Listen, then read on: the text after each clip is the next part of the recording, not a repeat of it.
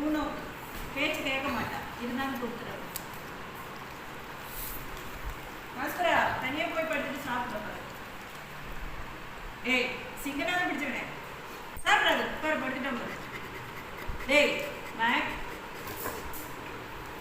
என்ன சாப்பிடு. எனக்கு எல்லாத்துக்கும் சிங்கனாலும்